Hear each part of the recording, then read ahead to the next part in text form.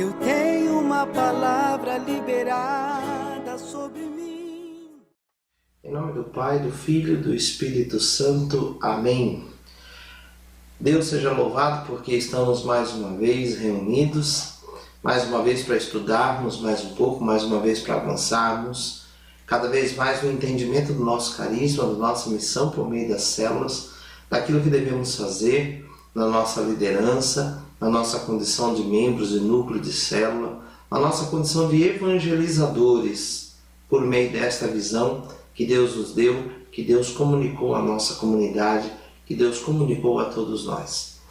O assunto que eu quero tratar agora com você, com vocês, esse assunto muito importante para todos nós, o ministério do discipulado. Sempre é bom, sempre é hora de avançarmos no entendimento sobre o ministério do discipulado. E para a gente poder pensar isso, para a gente poder compreender qual é o ministério do discipulado, a primeira grande coisa que nós temos que entender é o que é o discipulado. O discipulado, claro, como uma palavra estritamente cristã, neste momento principalmente, neste momento da história, neste momento da evangelização, porque não se fala em discipulado em nenhum outro canto. O discipulado é concretamente um caminho, mas é concretamente um ministério, um trabalho, porque o discipulado consiste em fazer de alguém um discípulo e de tornar-se também em discípulo. E discípulo pode ser traduzido naturalmente como aluno, é a mesma coisa, mas nós não usamos habitualmente a palavra discípulo para os alunos de nenhuma matéria, de nenhuma espécie de curso ou de processo de formação. Quando se usa a palavra discípulo, logo vem à mente o contexto religioso e concretamente o contexto cristão. Por quê? Porque essa palavra discípulo ganhou essa conotação, porque ela consiste e nela está exatamente uma graça, a graça de tornar o homem um outro Cristo. Os discípulos de nosso Senhor Jesus Cristo não são nada mais, nada menos do que outros Cristos, de tal maneira que por isso passaram a ser chamados de cristãos desde Antioquia, como nós lemos nos Atos dos Apóstolos. Passaram a ser chamados cristãos, por quê? Porque a palavra cristão significa um outro Cristo. Então, o discípulo é um reprodutor, é um multiplicador de Cristo, de nosso Senhor Jesus Cristo. E daí é cristão. Portanto, ser discípulo, ser cristão, deveria ser algo costumeiramente entendido por todos como sinônimo. Não deveria existir um cristão que não fosse discípulo, como não poderia ser o discípulo se não fosse cristão. E o cristão, portanto, deveria ser a reprodução de Jesus Cristo, e nisto está o ser discípulo, e daí se entende o que é o discipulado. Por isso as Escrituras nos dizem, na carta de São Paulo aos Efésios, no capítulo 4, no versículo 16, nós lemos o seguinte, segundo a nova tradução da linguagem de hoje, que eu vou usar com vocês neste momento, nesta nossa reflexão. O texto diz o seguinte: é Ele quem faz com que o corpo todo fique bem ajustado e todas as partes fiquem ligadas entre si por meio da união de todas elas. E assim, cada parte funciona bem e o corpo todo cresce e se desenvolve por meio do amor. Veja bem, nosso Senhor Jesus Cristo dispôs todas as coisas no corpo. Ele dispôs todos os elementos do seu próprio corpo. E esses elementos têm uma conexão. O Espírito Santo, por meio do apóstolo São Paulo, está exatamente usando essa comparação para entendermos que no corpo de Cristo também é assim, como no corpo humano, como em qualquer corpo vivo. Existem partes, as partes estão ligadas entre elas e elas funcionam com uma conexão. Ora, cada um de nós é uma parte desse corpo. E se cada um de nós se desenvolve, todo o corpo se desenvolve. Então, o discipulado é um processo contínuo de aperfeiçoamento do corpo de Cristo, na medida em que cada membro do corpo de Cristo se vai tornando mais parecido com o nosso Senhor Jesus Cristo. Então há uma conexão, há uma integração, e cada parte tem que desenvolver-se. Cada um deve desenvolver-se. Portanto, o discipulado é um processo contínuo que passa por etapas novas, que na nossa linguagem da comunidade se restringe a palavra discipulado a uma fase vivencial do membro, do discípulo, no caso, dentro da obra, dentro da célula, exercendo ali um ministério como líder, como membro do núcleo, ou como um participante, um membro da célula, né? Uma pequena parte dentro daquela célula. E depois, claro, que no processo de amadurecimento cristão, essa pessoa vai entrando em etapas novas dentro da obra da comunidade ou dentro da vivência do carisma da comunidade, como um processo de consagração, de vínculo vocacional, ou depois até mesmo fora da comunidade, que vão recebendo outros nomes. No entanto, todo este processo de amadurecimento é discipulado. Agora, nós na comunidade demos esse nome de discipulado ao processo mais básico, primeiro, de integração do discípulo, do membro, para o seu desenvolvimento, desde as bases mais iniciais. Então, assim como o corpo todo funciona por meio dessas conexões, os discípulos precisam estar também conectados. E desta maneira, o corpo de Cristo vai bombeando sangue, não é? O sangue da graça, o sangue do amor de Deus, vai bombeando e alimentando cada parte desse corpo, que não pode estar em desconexão, que não pode estar desconectada, que não pode estar fora, que não pode estar sem ser alimentada com esse sangue de Cristo. Então é necessário que haja entre o discípulo e o corpo instrumentos de conexão, elementos de conexão. E daí, se existe um discipulado, se existe um discípulo, deve também existir o discipulador. E o que é, portanto, o discipulador? O discipulador é a junta, o ligamento, o elo com as demais conexões do corpo. É exatamente este membro do corpo, exatamente este que tem uma responsabilidade, um ministério para manter os discípulos conectados ao corpo. E não conectados a si, a seus interesses e a sua parte, mas conectados ao corpo de Cristo.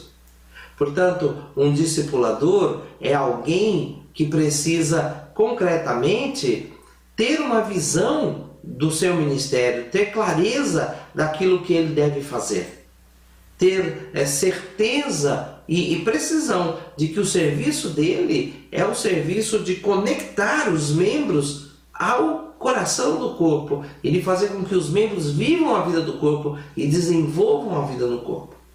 Agora, o desenvolvimento da vida de uma pessoa como discípulo de Cristo no corpo de Cristo não é um desenvolvimento, diríamos, platônico. Você sabe que eu poderia chamar de desenvolvimento platônico baseando-se naquela expressão amor platônico. O que é o amor platônico?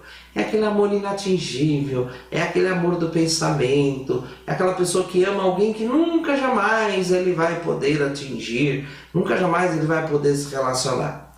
Então, de nada adianta dizer, não, eu tenho relacionamento com o corpo de Cristo, mas é um relacionamento assim, imaginário, é um relacionamento que eu tenho na minha casa, com a minha oração pessoal, lá no meu mundo. Não, no corpo de Cristo não funciona assim. A conexão com o corpo, ela passa pela conexão com as outras partes do corpo. E daí, Cristo dispôs todas as coisas para o crescimento do corpo. E nessas tantas coisas, Ele dispôs a comunidade. Então, a pessoa está dentro da comunidade, ela tem que ter conexão com a vida da comunidade. E o discipulador tem que fazer deste discípulo alguém conectado com a vida da comunidade. Inclusive que a palavra conexão, conectado, é uma palavra muito atual. Se você desconectar o seu computador, por exemplo, da tomada, ele pode ter uma bateria carregada e durável.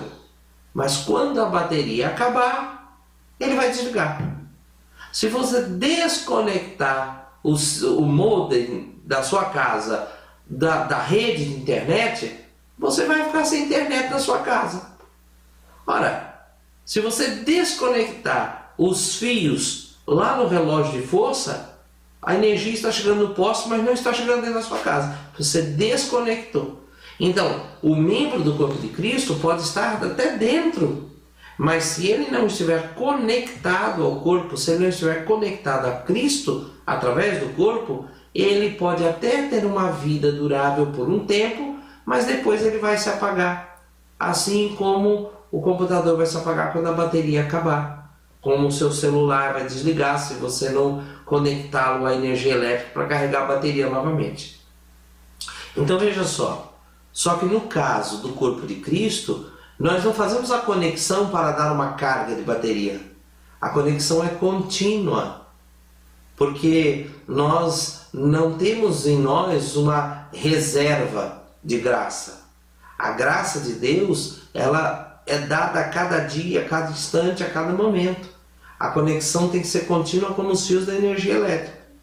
E o discipulador é alguém que cuida de fazer essa conexão e de mostrar ao discípulo que ele precisa estar nessa conexão com o corpo. Daí, o discipulador, para desenvolver esse ministério discipulado, precisa ter uma visão.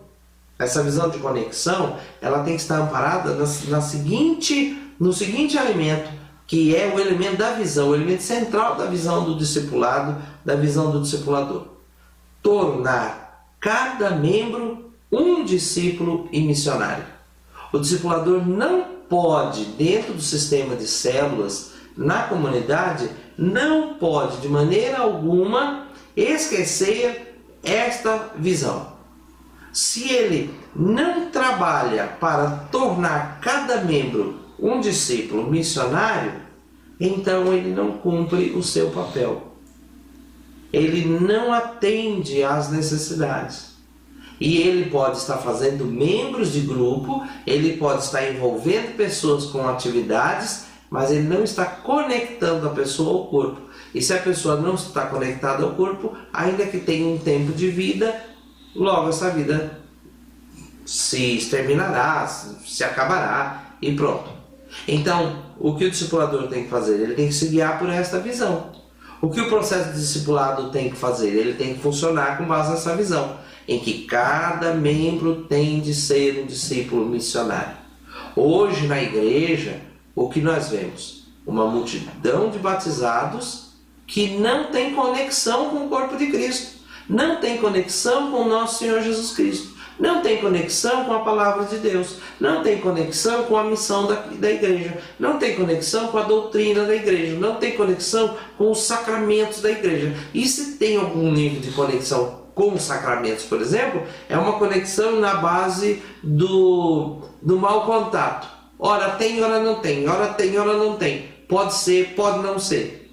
Então o que é que nós vemos? Nós vemos uma multidão de batizados que não funciona, que não sabe evangelizar, que não se assemelha a Jesus Cristo, que não sabe viver uma vida de comunhão, de amor, e portanto não tem ímpeto de missionário, não tem ímpeto para o martírio, não tem ímpeto para viver e ser um outro Cristo. Por quê? Porque ele não está conectado. Ora, o sistema de células, ele nos foi dado com base nesta visão central. E qual é a visão central? Não é de fazer células, não é de fazer líderes, não é de fazer números, mas é de fazer discípulos. Os primeiros cristãos trabalhavam efetivamente assim, fazendo das pessoas que se convertiam outros cristos, outros discípulos. E como é que eles faziam isso? Havia todo um trabalho de cuidado com cada pessoa, a ponto do apóstolo Paulo chegar a chamar os discípulos que foram confiados a ele de filhos. Mas não num sentido egoísta, dominador, ou realmente imaginando-se qual pai, qual mãe que deu vida àquela pessoa. Mas dentro de um conceito de paternidade, segundo a graça de Deus, de ver que aquele filho que dele nasceu dê vida a outros também, como um processo natural de reprodução. Eu faço um discípulo que por sua vez vai fazer outros discípulos, porque todos tinham a mesma visão. Qual era a visão? Em que cada membro da igreja tinha de ser um discípulo e missionário, e por conta disso a evangelização se alastrava. Hoje nós olhamos para as nossas células, você deve olhar para a sua célula e fazer essa pergunta: os membros da minha célula são discípulos de Cristo? Eles estão conectados com o corpo? Conforme as pessoas vão chegando, nós as vamos conectando. Elas vão entendendo que elas devem desenvolver uma vida de relacionamento, de ministério, e que elas não devem depender de nós, mas elas devem começar a andar com as próprias pernas. Elas devem obedecer às demais autoridades, elas devem se integrar segundo o conjunto de ações da comunidade. Ou as pessoas simplesmente vão entrando e vão ficando nas nossas células, no meu grupo, e não passa a vida daquilo ali. Ela vai percebendo que ela deve fazer parte de algo muito mais amplo, de algo muito maior, que ela estava fora e agora está dentro de uma pequena família cristã, que faz parte de uma família maior, que é toda a comunidade, que por sua vez é parte da família universal, que é a igreja de nosso Senhor Jesus Cristo, que por sua vez é apenas a porta e o caminho para que essa pessoa entre na vida eterna dos discípulos de Cristo, na glória do paraíso, quando então se haverá de ter cumprido todo o caminho do discipulado, que só termina lá no paraíso. Há essa compreensão? Então, primeiro ponto, esta visão: tornar cada membro um discípulo e missionário. Segunda coisa que o discipulador precisa ter: tem uma visão? Tem de ter um propósito. E qual é o propósito do discipulado na comunidade? Formar cada membro na visão celular, na vivência do carisma, na vida cristã, tornando-os retransmissores desses valores.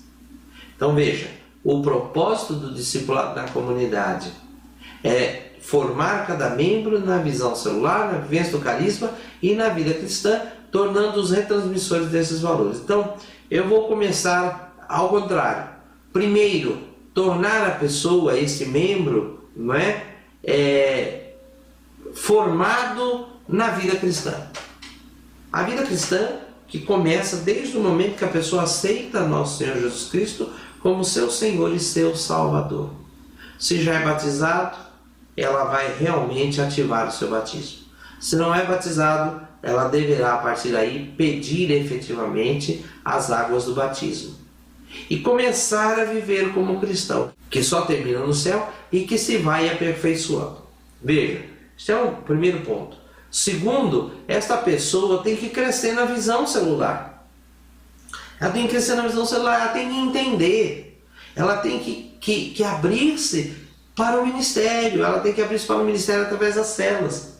O ministério de crescer, de multiplicar, de acolher uma célula na sua casa, de sair fazer evangelismo na rua, de ganhar outras pessoas, de apresentar o seu óicos, de interceder, de partilhar com a reunião da célula, partilhar o alimento, partilhar a palavra, partilhar a casa, de ser um anfitrião, de vir a desenvolver um serviço, um ministério, até inclusive de se tornar um líder de célula, estar aberto, participar dos módulos, dos encontros, daquilo que se treina, daquilo que se dá, daquilo que se forma, dentro de um plano de discipulado. E por último, ela tem que também ser formada para a vivência do carisma da comunidade, porque ela está dentro da comunidade de Fanuel, e a comunidade de Fanuel, ela não é simplesmente uma obra evangelizadora. A comunidade de Fanuel é um dom, uma graça, um carisma no coração da igreja, que leva as pessoas a oportunidade de viverem uma vida de consagração ao ministério, de consagração específica dentro do cristianismo, dentro da fé cristã, dentro da fé católica.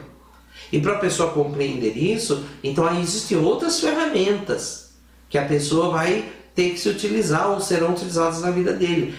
Vai acabar se envolvendo num caminho vocacional e tal, e até chegar a um ponto de consagração onde outras pessoas vão cuidar dela, onde outras pessoas vão orientá-la. Para aqueles que têm esse despontamento para a vocação. Os que não têm despontamento para a vocação, mas vivem na obra, bebem da obra, se envolvem com a obra, devem continuar alegremente a viver na comunidade, porém vivendo os princípios, os propósitos, o carisma da comunidade. Então o discipulador deve ter esta visão. É uma visão mais ampla, uma visão alongada, e deve ter este propósito. Agora, em outras palavras, tudo isso está traduzido em 2 Timóteo capítulo 2, versículo 2, que eu repito, leio na Bíblia da linguagem de hoje dessa vez, que diz assim: tome os ensinamentos que você me ouviu dar na presença de muitas testemunhas e os entregue aos cuidados de homens de confiança que sejam capazes de ensinar a outros. Portanto, veja bem, o discipulado é um processo que começa na obediência do discipulador. Primeiro, o discipulador não dá aos outros o que é dele mesmo. Ele dá aos outros o que ele recebeu de graça. No dia do Santo Crisma, o bispo, pedindo a profissão de fé dos crismandos, ele diz as seguintes palavras: esta é a fé que da igreja recebemos e sinceramente professamos. Nada é nosso, nós recebemos dos que nos antecederam e passou para nós.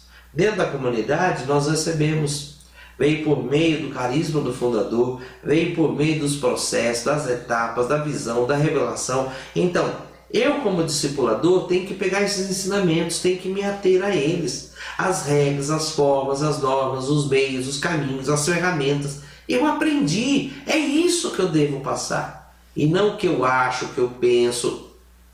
Eu me baseio no catecismo, eu me baseio na palavra de Deus, eu me baseio no que diz as autoridades eclesiásticas e as autoridades do carisma da comunidade. 3 são os fundamentos da verdade na igreja. E um consolida o outro e um respalda o outro, que é o quê? A palavra de Deus, a tradição e o magistério.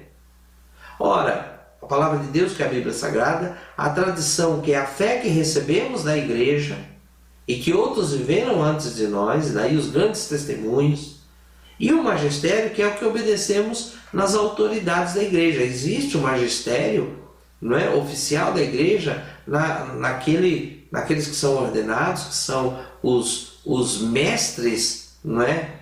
Por excelência na igreja. Mas dentro da comunidade existe também um processo, um caminho que foi desenvolvido, que está pré-estabelecido. Eu, como discipulador, tenho de ser obediente a isso. E é isso que eu tenho que dar aos outros. Então veja, a palavra aqui em 2 Timóteo 2,2 diz o seguinte: eu pego isso, eu tomo isso que eu recebi, que eu ouvi, eu recebi obedientemente, docilmente, e entrego. Eu não estou presenteando as pessoas com alguma coisa que é minha.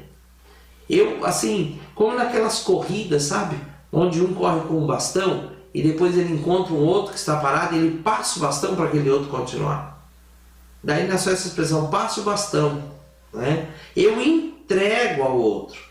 É uma corrida continuada. Portanto, eu tenho o dever de entregar puramente como eu recebi. Para quê? Para que esses outros que recebem sejam capazes de ensinar a outros. Então, se eu sou alguém obediente, disponível, dócil, que não murmuro, que mansamente vivo, animo minha vida na comunidade, ando segundo os propósitos, princípios, vivo segundo a palavra de Deus, logo eu já sou um instrumento na mão de Deus para fazer discípulos. Porque aqueles para quem eu entregar isso que eu recebi, eles reproduzirão o que viram em mim. E por sua vez, eles ensinarão fielmente a outros. Cada pessoa tem a sua liberdade e pode interromper o processo, pode atrapalhar o processo. Compete a nós nos perguntarmos: eu estou sendo dócil? Eu estou sendo fiel assim? Para que eu possa fazer discípulos fiéis assim? Então esta é uma boa pergunta que nós devemos fazer. Depois, meus irmãos, é preciso entender que a pessoa que então recebe o que você está dando a ela, o que você está entregando, as pessoas que Deus confiou a você, elas deverão passar por um caminho de discipulado. O discipulado não se faz deitado na rede, debaixo da sombra. O discipulado é um caminho. É preciso andar nesse caminho.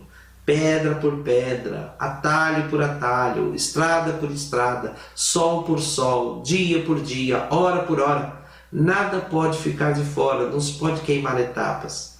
E é um caminho contínuo que eu disse, só terminará no reino do céu.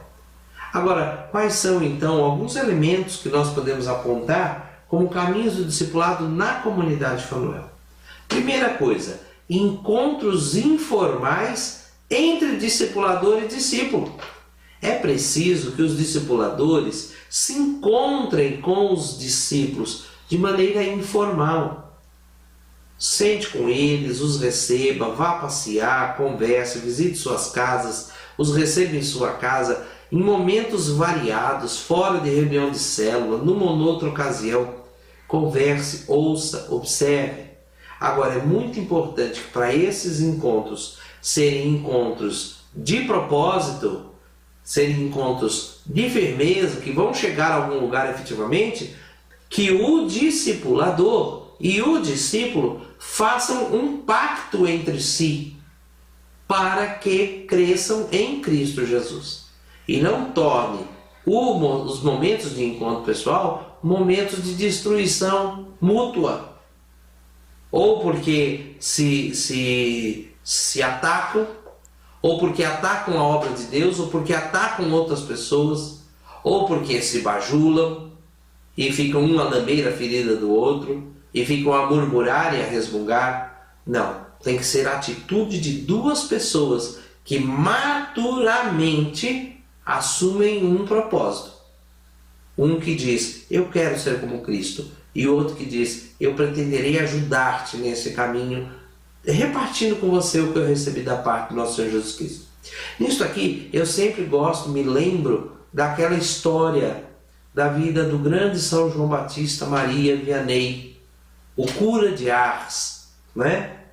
E esse grande santo, padre muito humilde, muito rústico, muito simples, indo para a cidade de Ars, um vilarejo na França, ele perdeu-se no caminho.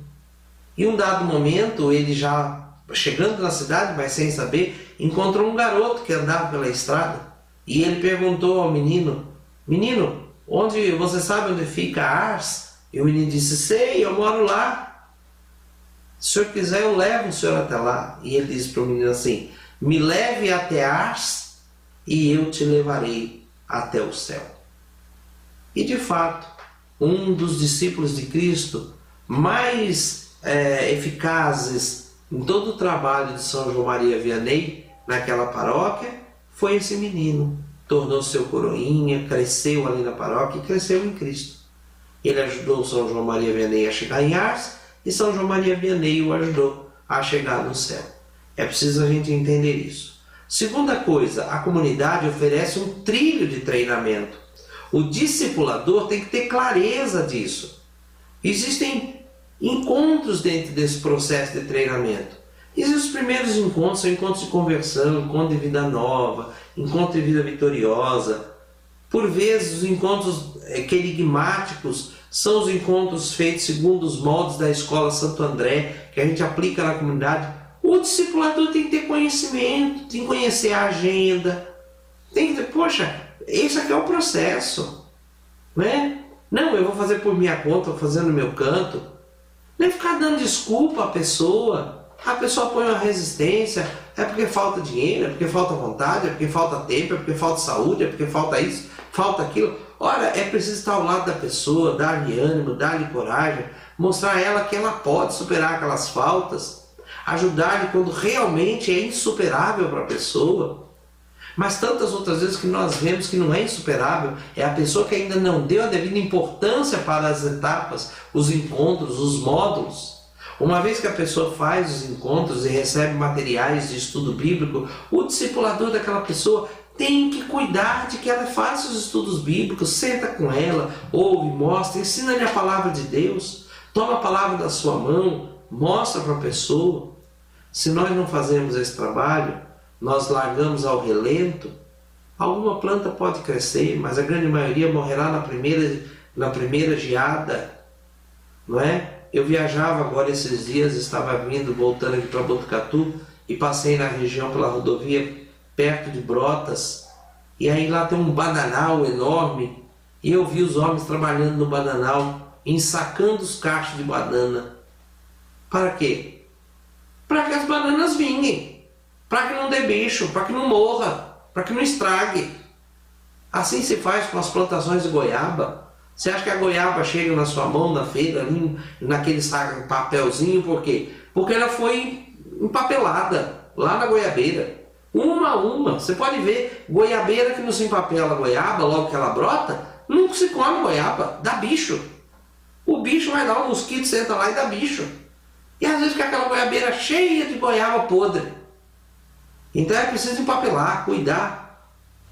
As plantações de figo, tem que ir lá e passar um produto em cada folha de figo, porque o figo é uma flor que brota embaixo da folha. Para poder proteger, você não vê que o figo, quando você compra no mercado, ele vem com um pó branco? Por quê? Porque ele foi passado um produto para ele poder aguentar. Então, é preciso entender que o discipulado pessoal tem que acompanhar esse processo coletivo dos encontros de treinamento, estudo da palavra de Deus. O discipulador tem que cuidar disso. Ah, mas quem cuidará de quem? Ora, o líder junto com o núcleo, olha para a célula e vê como estão dando as pessoas, encaminha as pessoas para fazer, distribua entre si quem cuidará desse, quem cuidará daquele, procurando sempre se guiar pela regra de homem cuidar de homem, mulher de mulher, tanto quanto isso for possível. Quando realmente não é possível, então faz o que for possível. Ah, mas a minha célula, o núcleo não está dando conta. Às vezes junta-se com outra célula, com outro núcleo que vai ajudar. Sabe, mas são providências que devem nascer na mente do líder e do núcleo, porque olham para as pessoas e dizem, elas precisam se tornar outros Cristos. E não é porque o supervisor vai pegar no meu pé, não é porque o coordenador vai falar isso, porque agora eu tenho que... Não, é porque eu amo aquela pessoa e eu quero que ela cresça, se torne igual ao nosso Senhor Jesus Cristo, dentro do caminho da comunidade. E não simplesmente que ela seja membro da minha célula e que faça tudo o que eu quero e que eu fique cuidando dela aqui igual a galinha sentada em cima dos ovos. De jeito algum. É preciso deixar voar. Não é? Agora, outra ferramenta no caminho do discipulado é a escola de formação de discípulos. Os discípulos que já estão passaram pelos encontros de conversão, eles devem se matricular na escola de formação, fazer os módulos da escola de formação. Você deve ajudá-lo, animá-lo, dizer, vá lá, vá com ele nas primeiras aulas, às vezes apareça lá, sente, é importante cada módulo. A pessoa vai crescendo nos 5 elementos que fortalecem a vida de um discípulo, vida de oração, vida bíblica, comunhão com a Virgem Maria, comunhão em comunidade.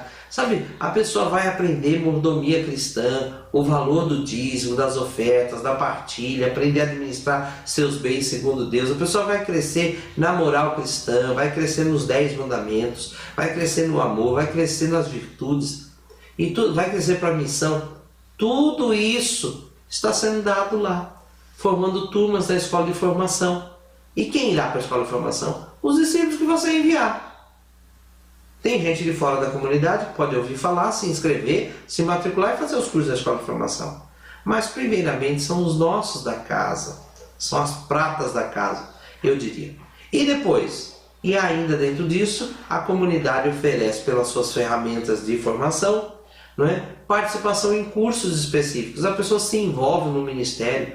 Aí vamos ter uma formação para aquele ministério. Poxa, faz parte.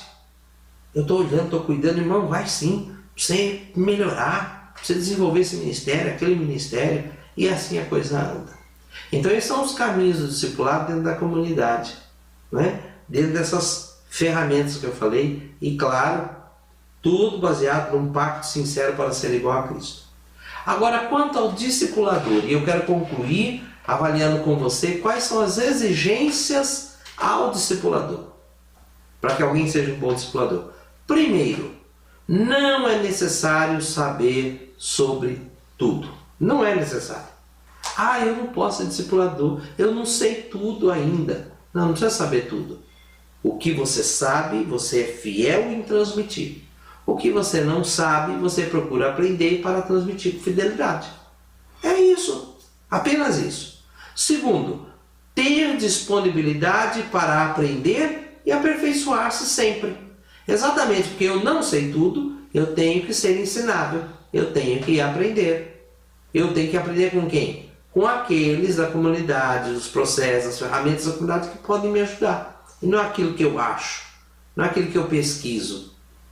Mas acho que está com muita exigência. Mas acho que a comunidade é isso, acho que a comunidade é aquilo. Você está sendo um péssimo discipulador se você age assim.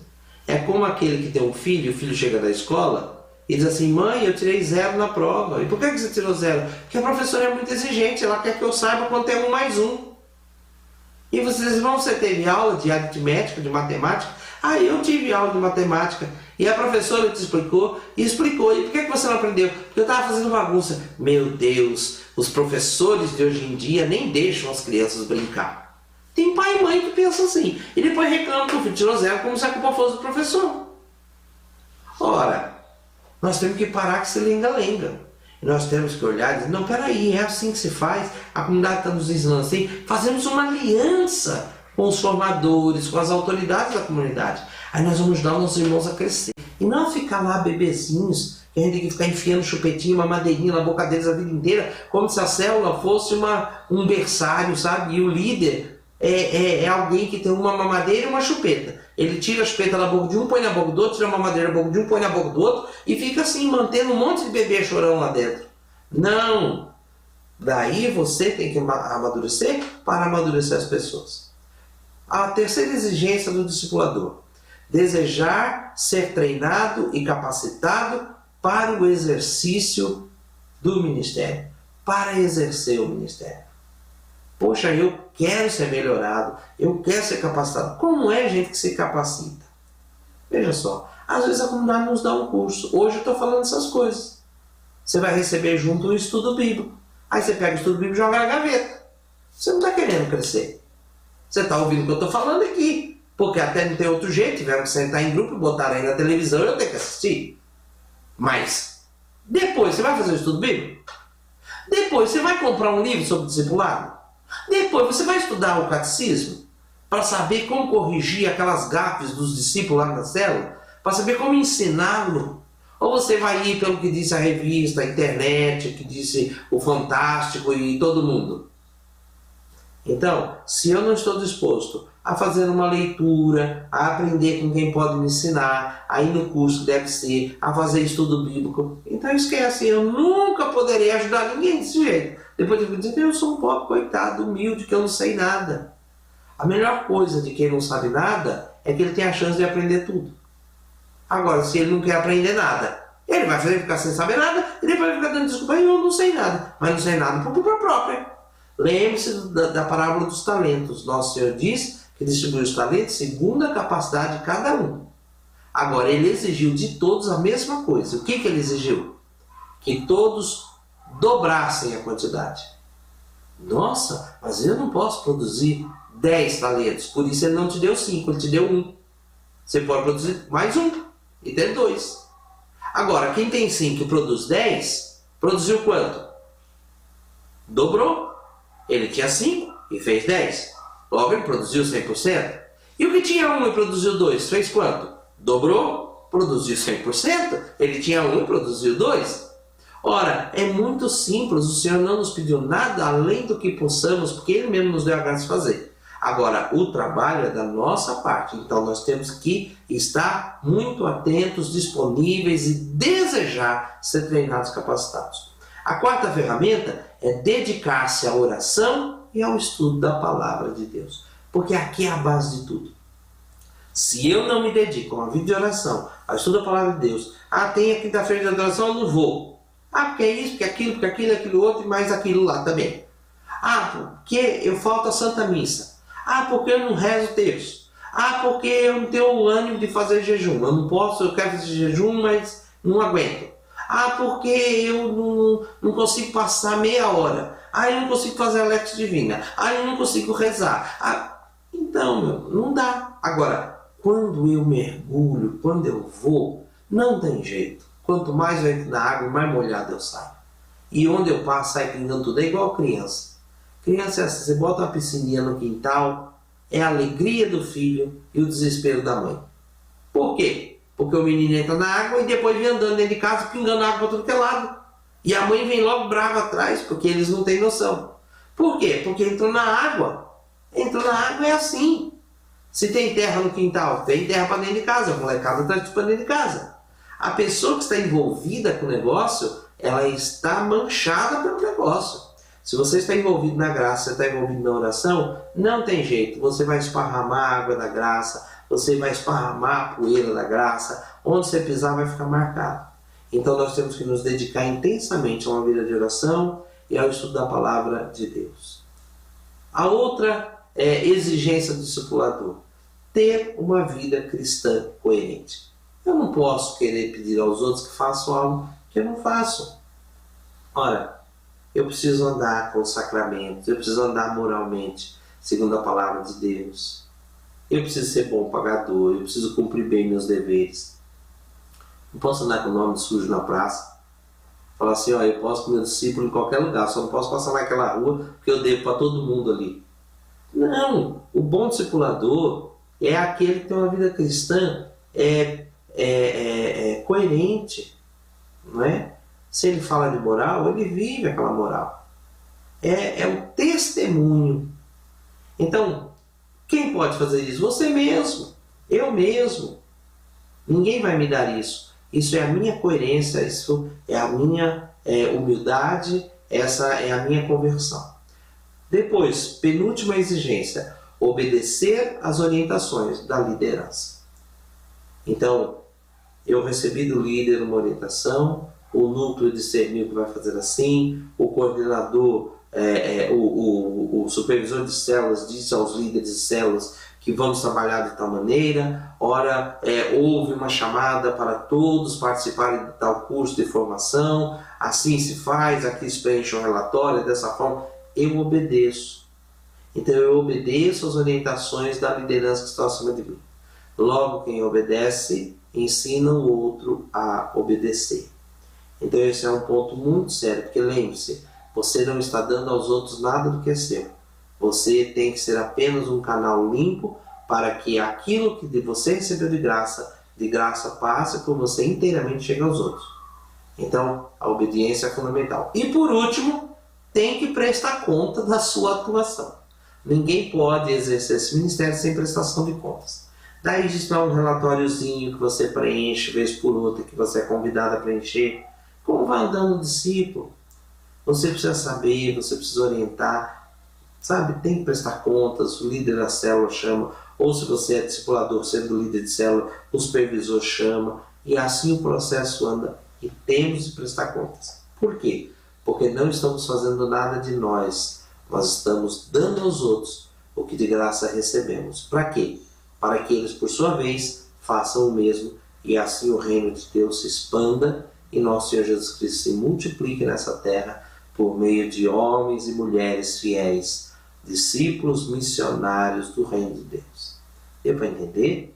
Então, vamos pegar a peito, vamos buscar a Deus, vamos fazer a vontade de Deus, e eu tenho certeza que os discípulos crescerão em nome de Jesus. Vamos pedir à Virgem Maria, que foi a fiel discípula e a grande discipuladora, que ela nos ajude a sermos também bons discípulos e sermos também excelentes discipuladores para a glória de Deus. Ave Maria, cheia de graça, o Senhor é convosco. Bendita sois vós entre as mulheres, bendito é o fruto do vosso ventre, Jesus. Santa Maria, Mãe de Deus, rogai por nós, pecadores, agora e na hora da nossa morte. Amém. Rogai por nós, Santa Mãe de Deus, para que sejamos dignos das promessas de Cristo. Amém. Em nome do Pai, do Filho e do Espírito Santo. Deus abençoe seu ministério, cresça e multiplique para a glória do Senhor.